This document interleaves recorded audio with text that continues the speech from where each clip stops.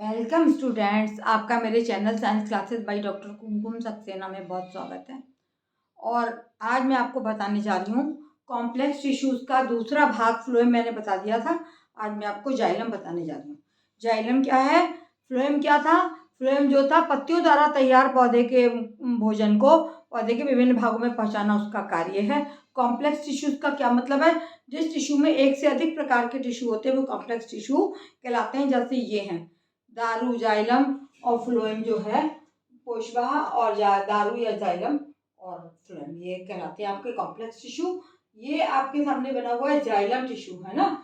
ये ऊतक का कौन सा, ये वो ऊतक है जो हम जड़ों में पानी देते हैं उस जल को तथा खनिज लवणों को पौधे के विभिन्न भागों तक पहुंचाना फ्लोएम का कार्य, जाइलम का कार्य होता है। और फ्लोएम का कार्य क्या है? फ्लोएम जो है तैयार भोजन को, पत्ती द्वारा तैयार भोजन को पौधे के विभिन्न भागों तक पहुंचाता है। लेकिन जाइलम जो पानी हम जड़ों में देते हैं उस पानी को तथा खनिज लवणों को पौधे के विभिन्न भागों तक पहुंचाना जाइलम का कार्य होता है। दूसरा कार्य इसका ये भी इम्पोर्टेंट है कि ये पौधों को यांत्रिक शक्ति प्रदान करता है। ये देखिए, इसमें कई प्रकार की कोशिकाएं पाई जाती हैं दारू या जाइलम में, जो सामने ब्लैक बोर्ड पे बनी हुई हैं। इनमें से सबसे पहले आपको बताऊंगी मैं, ये है, ये क्या है? ये वो ऊतक है जो जल का संवहन करता है और पौधे का प्रमुख काष्ठीय भाग भी, लकड़ी का जो पक्का भाग है वो ये बनाता है। इसमें 4 प्रकार की कोशिकाएं पाई जाती है। पहली है जाइलम वाहिनिकाएं, है ना, ट्रैकिड्स ये बनी हुई है वाहिनिकाएं। ये कोशिकाएं कैसी होती है? निर्जीव, लंबी तथा नलिकाकार, और दोनों सिरों पे दिखाई देनी है आपको। निर्जीव हैं, ये लंबी हैं, और नलिकाकार हैं, और दोनों सिरों पर नुकीली हैं। और ये कैसी कोशिकाएं हैं? ये जो है वो मृत कोशिकाएं हैं, तुम्हारी वाहिनिकाएं जो होती हैं। और ये कोशिका भित्ति पर इनके क्या जमा हो जाता है? अत्यंत लिग्निन जमा होने के कारण, लिग्निन एक पिगमेंट होता है, जमा होने के कारण ये कोशिकाएं सर्पिलाकार, बलियाकार या जालीमय हो जाती है। सर्पिलाकार या बलियाकार हैं और जाली भी बन जाती है।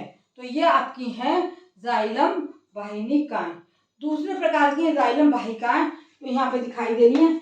वाहिकाएं वाहिनिकाओं की अपेक्षा थोड़ी मोटी हैं, है ना। ये पतली बेलनाकार नलिका नुमा वाहिनियां हैं, लेकिन उनकी चौड़ाई जो है वो वाहिनिकाओं से थोड़ी अधिक मानी जाती, थोड़ी अधिक हो जाती है।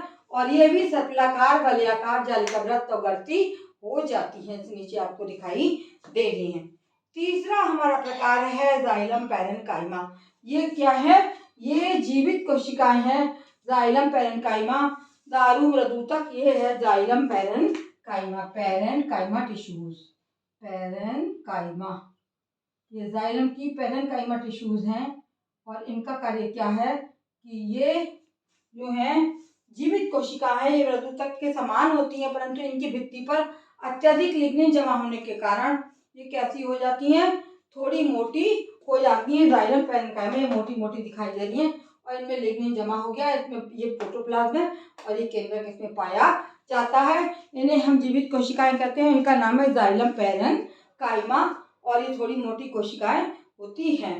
लास्ट में आता है जाइलम फाइबर। ये पतला सा जो बना है जाइलम तंतु। ये दोनों सिरों पर नुकीली और बिल्कुल पतली कोशिकाएं निर्जीव होती हैं और सिरों पर ये बहुत अत्यधिक नुकीली और पतली हो जाती हैं। ये क्या करती है? ये पौधे को दृढ़ता और शक्ति प्रदान करती है, स्ट्रेंथ प्रदान करती है, सहारा प्रदान करती हैं। इस प्रकार से ये हमारे हो गए जाइलम टिश्यूज, और जिसमें कि 4 प्रकार की कोशिकाएं मैंने आपको बताई हैं। और इनका कार्य फिर से आप समझ लीजिए। पहला कार्य है पौधों में जो हम पानी देते हैं उसको तथा खनिज लवणों को पौधे के अत्यंत भागों तक, सारे भागों तक पहुंचाना जाइलम टिश्यूज का कार्य होता है। दूसरा, जाइलम जो टिश्यू है वो क्या करता है? पौधे को दृढ़ता और शक्ति प्रदान करता है। अपनी 4 प्रकार की कोशिकाओं के द्वारा ये सब कार्य संपन्न करता है। मुख्य कार्य इसका क्या है? पौधे में दिए गए जल को तथा खनिज लवणों को पौधे के विभिन्न भागों तक पहुंचाना। मेरा चैनल आपको यदि अच्छा लगता है बच्चों, तो जिन्होंने सब्सक्राइब ना किया है सब्सक्राइब कीजिए और आप शेयर कीजिए, अपने अन्य दोस्तों को भी बताइए। मैं ऐसे ही आपको अपने क्लासेस देती रहूँगी और आगे बढ़ते रहेंगे। मेरे चैनल को देखने के लिए बहुत बहुत आप लोगों का धन्यवाद।